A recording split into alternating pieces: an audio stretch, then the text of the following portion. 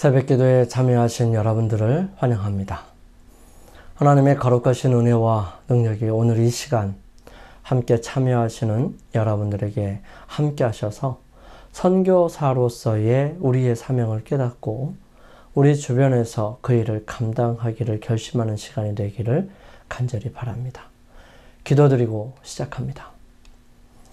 저희들을 사랑하시는 아버지 하나님, 오늘도 저희들에게 새로운 생명을 허락하시고 주님 앞에 머무는 시간을 가질 수 있도록 도와주셔서 감사합니다. 주님, 저희들의 마음과 생각을 주님께 펴놓사오니 살피시고 저희들을 인도하여 주시며 주님의 권능으로 저희들을 새롭게 하여 주시고 다시 창조하여 주시옵소서. 저희들의 사랑 없는 마음에 새로운 사랑을 주님께서 주시고 창조하여 주셔서 저희들의 모습을 통하여 다른 사람들에게 사랑을 전해줄 수 있는 믿음의 사람이 되고 주님의 거듭난 사람이 되게 인도하여 주시옵소서. 아버지 하나님, 연약하고 또 때때로 지쳐 힘들어서 넘어지는 사람들입니다. 주님, 무엇보다도 주님 안에서 힘을 얻고 능력을 힘입어 살아가는 믿음의 사람이 되게 도와주시옵소서. 더욱이 더 나아가 주위에 있는 많은 사람들을 돌아볼 줄 아는 귀한 주님의 자녀들이 되게 도와주셔서 주님께서 저희들에게 맡겨주신 그 사명을 매일매일 감당하며 살아갈 수 있도록 축복하여 주시옵소서. 오늘도 주님 앞에 간절한 마음으로 기도드리는 주님의 사랑하는 자녀들 불쌍히 여겨주시고 귀히 보아주시며 그들의 삶을 돌아보아 주시고 그들의 소원을 이루어 주시며 주님의 뜻대로 해결하여 주시며 역사하여 주시옵소서. 그러므로 그들이 주님의 선하시고 아름다운 모습을 간직할 수 있도록 도와주시며 그러한 경험들이 그들의 삶을 이끌고 다른 사람들에게 전해주는 믿음의 본이 될 수 있도록 역사하여 주시옵소서. 아버지 하나님, 오늘은 선교 이야기 함께 살펴볼 것입니다. 주님의 은총과 은혜가 함께하여 주셔서 주님께서 저희들을 통하여 이루시고자 하는 그리고 지난 역사를 통해서 이루어 주신 일들을 통해 오늘을 다시 한번 생각해 볼 수 있는 시간 되게 도와주시고 저희들의 마음속에 굳은 결심과 또 주님께서 역사하시는 대로 따라 순종하겠다고 하는 결심을 가지게 하여 주시옵소서. 주의 크신 사랑이 이 시간 마치는 시간까지 함께 하옵시기를 예수님의 이름으로 기도드립니다. 아멘. 오늘은 삶과 영원한 복음 5번째 날 선교운동 함께 살펴보겠습니다. 오늘은 삶과 영원한 복음 5째 날 선교운동 함께 살펴보겠습니다. 초기 재림교인들은 통찰력 있는 깊은 성경 연구를 통해서 이러한 기별의 중요성을 점점 더 잘 이해하게 되었습니다. 그들은 하나님께서 이 세대를 위한 시의적절한 기별, 즉 그리스도의 재림을 위해 세상을 준비시키도록 모든 나라와 족속과 방언과 백성에게 선포되어야 하는 긴급한 말세의 기별을 가지고 계신 것을 깨달았습니다. 새천사의 기별은 초기부터 재림교회 선교의 동기가 되어 왔습니다. 요한계시록 14장 6절을 다시 한번 읽어봅시다.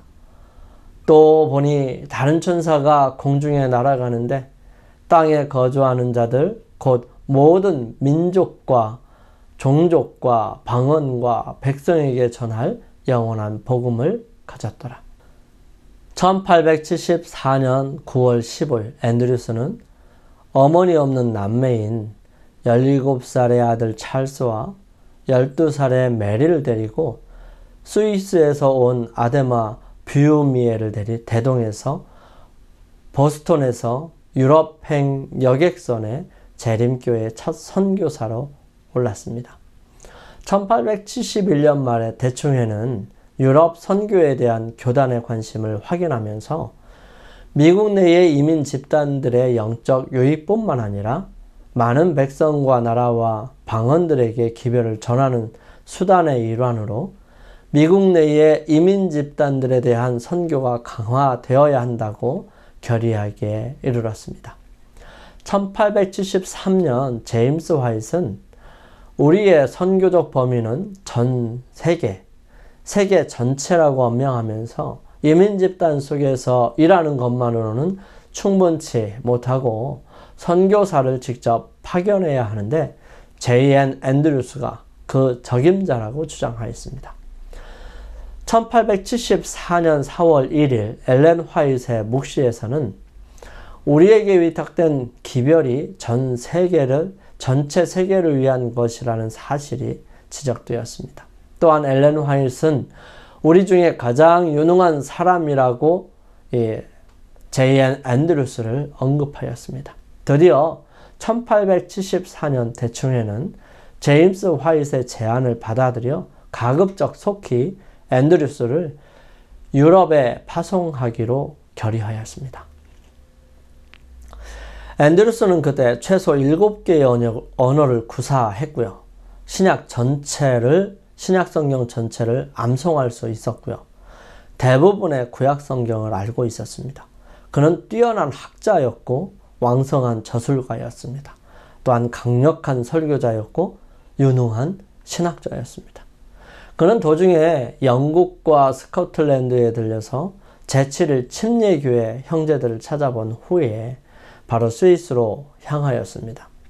이 스위스에 도착하자마자 그는 즉각 불어 공부에 착수하는 한편 체코브스키가 남겨놓은 많지 않은 신도들을 찾아 나섰습니다. 그리고 중앙유럽의 유력한 신문들의 광고를 게재해서 안식일을 지키고 있거나 안식일에 관심을 가진 사람들을 모으는 일을 했습니다.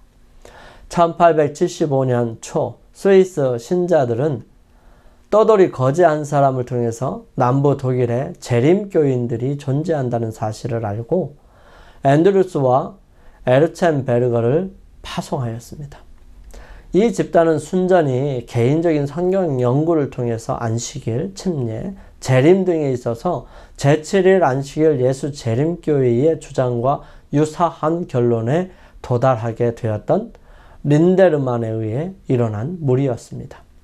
1876년 보르도우가 앤드루스를 돕기 위해서 스위스로 왔습니다. 그해 여름에 두 사람은 불어판 시조 잡지인 레신느 대 땅을 창간해서 스위스, 프랑스, 이탈리아 일대에 보급하였습니다. 그해 10월에 보르도우는 남부 프랑스로 들어가 선교 활동에 종사했습니다. 이 가톨릭 주교의 승인 없이는 사사로운 종교 집회나 종교적인 출판물의 유포가 국법으로 금지되어 있었지만 보르도우는 그곳에서 몇 사람의 개심자를 얻은 후 스위스를 걸쳐서 미국으로 귀환하였습니다.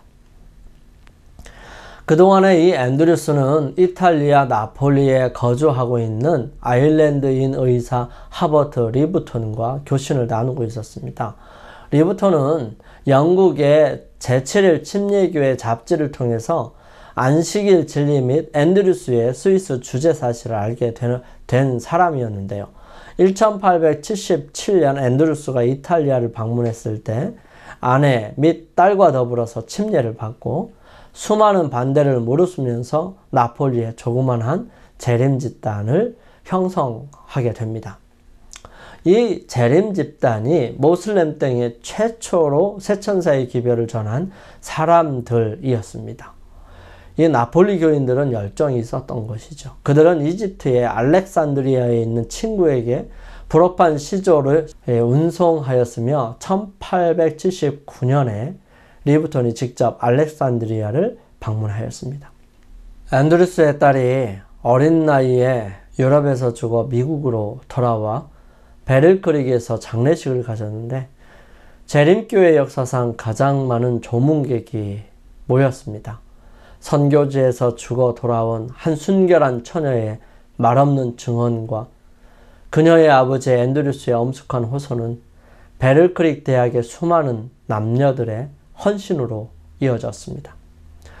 앤더슨은 다시 스위스로 가 전도회 및 여러 활동들을 계속했지만 그의 건강이 좋지 않아 1883년 10월 21일 54세의 나이로 그의 삶이 마쳐지게 됩니다.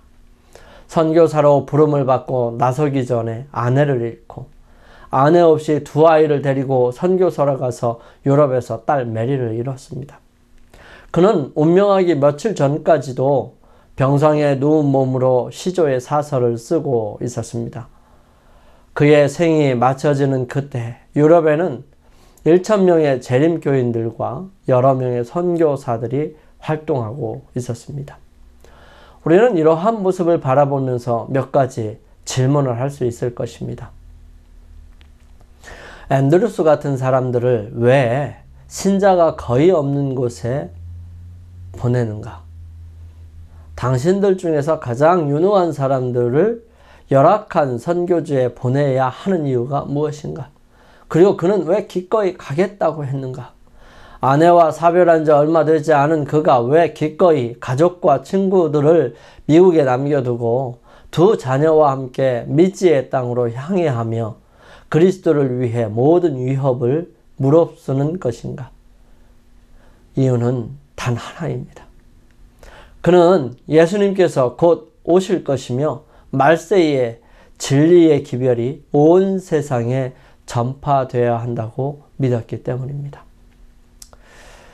스칸디나비아의 마티스, 영국의 윌리엄 윙스, 로포브로우, 하스켈, 또 프레스코느, 와그너, 독일의 콘라디와 러시아의 로무알도 바르톨라와 게르하르트 페르크, 또 아프리카의 윌리엄 헌트, 한나 모어, 그녀에게서 기별을 들은 호주의 알렉산더 티킨스, 또 홍콩의 아브라함 라루, 중앙 아메리카는 문서 전도인인 조지 킹과 러퍼트, 그리고 선교사 프랭크 허칠슨, 그리고 극동 지역의 문서 전도인으로 조지아 버리스 양이 인도 캘커타에 도착해서 복음을 전하였습니다.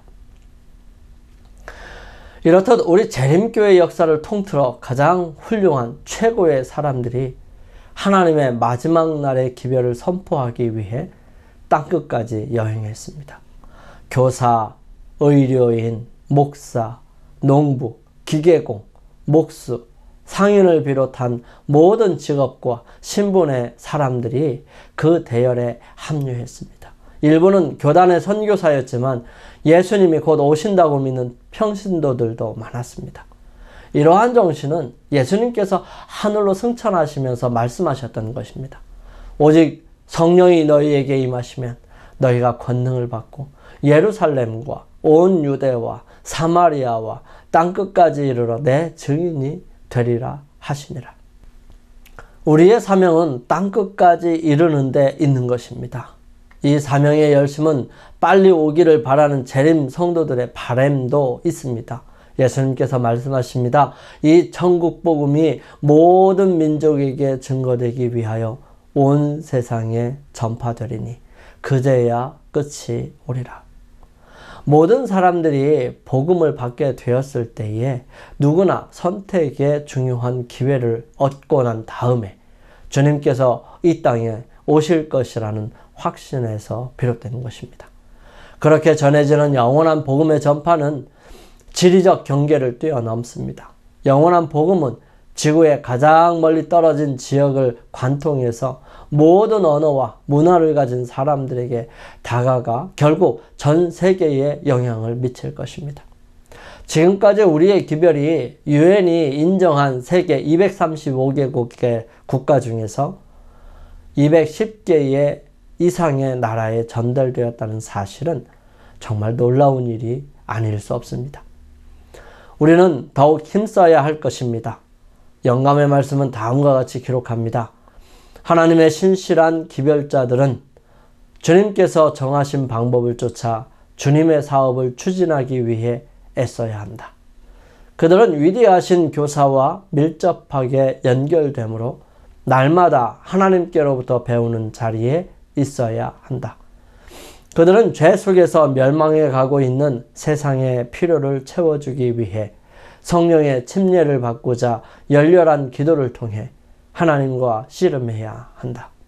영원한 복음을 전파하기 위해서 믿음으로 나아가는 이들에게 모든 권세가 약속되었다. 하나님의 종들이 영광의 보좌로부터 흘러나오는 살아있는 기별을 생생하게 전파할 때 진리의 빛은 타고 있는 등잔처럼 빛을 발하여 온 세상을 비추게 될 것이다. 영감의 교훈입니다. 복음 전파는 그리스도의 종들을 통해 이루어짐. 이 기별은 영원한 복음의 한 부분으로 전파되어야 한다. 복음의 전파는 천사에게 위임된 것이 아니고 사람에게 위임된 것이다. 거룩한 천사들은 복음 전파의 사업을 지도할 책임을 맡아 인류의 구원을 위한 큰 운동을 담당하고 있다. 그러나 실제로 복음을 전파하는 일은 지상에 있는 그리스도의 종들을 통하여 이루어진다. 새 천사의 기별은 영원한 기별이며 전 세계의 모든 사람에게 전해져야 하는 아주 귀중하고 복된 소식입니다. 이 소식은 세상에 존재하는 모든 사람들이 다 듣고 하나님을 발견하고 온전한 믿음으로 영원한 생명을 얻기를 바라는 간절함에서 시작되었습니다. 그러므로 우리는 할 수만 있다면 모든 민족에게 복음을 전파해야 합니다. 우리가 직접 갈 수 없다면 다른 방법으로 후원하고 관심과 함께 기도드리는 일도 할 수 있습니다. 비록 멀리 갈 수는 없지만 지금 우리가 사는 지역에서 하나님을 증거할 수 있습니다. 가까이의 가족으로부터 친구, 그리고 지역사회 속에서 주님을 증거하는 사람으로 살기를 결심하십시다.